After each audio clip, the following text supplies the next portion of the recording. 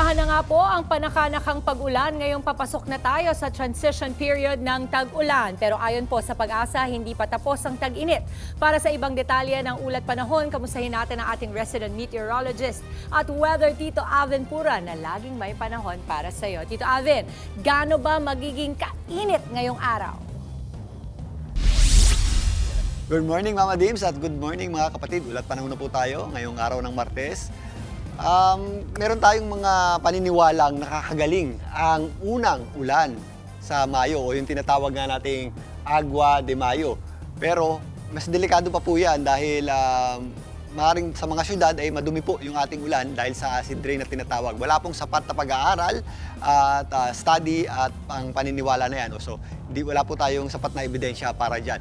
Pero ang totoong dahilan kaya nag-uulan na sa buwan ng Mayo ay pumapasok po tayo dun sa transition period natin papuntang habagat mula panahon ng tag-init. Kaya bagamat may kainitan pa rin at medyo maalinsangan yung ating panahon, dumadalas na po yung ating mga pag-ulan tuwing hapon at gabi at mas mapapadalas pa po yan sa huling bahagi ng Mayo hanggang pumasok na po ang panahon ng habagat. Sa katunayan, sa susunod na linggo magkakaroon na po tayo ng tinatawag nating southwesterly wind flow. Yan na po yung parang mahinang habagat o pasimula ng ating habagat at magtutuloy-tuloy na po yan sa pagpasok ng buwan ng Hunyo. So mas mapapadalas pa lalo yung ating mga pag-ulan tuwing hapon at gabi. Kaya paghandaan po natin yan mga kapatid. Pero sa ngayon, ito lamang pong easterlies ang nagdadala pa rin ng mainit at malinsangang panahon sa malaking bahagi ng ating bansa. At ito namang intertropical convergence zone ang nagdadala ng pag-ulan sa ilang bahagi ng Mindanao. Dahil po sa ating intertropical convergence zone, posible pa rin po yung ating mga pag-ulan at thunderstorms. Medyo mataas po ang tsansa niyan at possible nga po yan tuwing hapon at gabi sa ilang bahagi ng Mindanao, lalong-lalo na sa areas ng Zamboanga Peninsula, BARMM, kasama na po dyan ng Soxargen at ilang bahagi ng Davao Region. Mga pulo-pulo at isolated na pag-ulan at thunderstorms naman ang ating aasahan sa natitirang bahagi ng ating bansa. Kung wala po tayong pag-ulan, magpapatuloy pa rin po ang matinding init at alinsangan ng panahon. Sa katunayan, pinakamataas po muli yan dito po sa ilang bahagi ng Cavite na posibleng umabot sa hanggang 45 degrees Celsius po yung ating heat index. 44 degrees Celsius naman tayo sa Mindoro, Capiz, kasama na po dyan ang Zamboanga del Norte. Maging dito po sa area ng Tanawan, Batangas, nasa 43 degrees Celsius po yung ating inaasahang heat index ngayong araw na ito. Pinakamainit na rin po tayo dito po sa areas ng Palawan, sa Cuyo at Coron.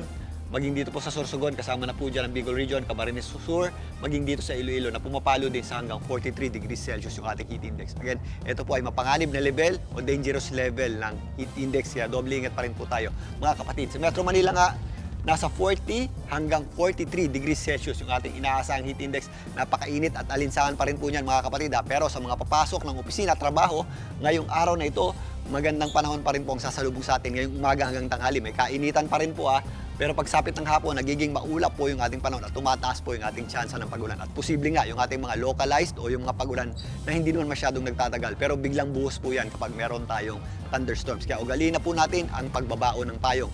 Magagamit po natin yan pananggalang sa tindi ng init ng araw sa tanghali. At pag-uwian, magagamit din po natin yan if ever meron tayong mga biglang buhos ng malakas na pag-ulan. Bago na mga kapatid, ang ating araw po ay sumikat kaninang 5:28 ng umaga at muli po yan lulubog mamayang 6:18 ng gabi. At yan po muna latest sa ating lagay ng panahon. Muli ito po ang inyong weather Tito Alvin na laging may panahon para sa iyo. Mga kapatid, Tito Alvin Pura po na laging may panahon para sa iyo, umaraw man o umulan, dapat laging handa. Kaya para maging updated sa pinaka-latest weather updates, mag-follow at mag-subscribe na sa social media pages ng News 5.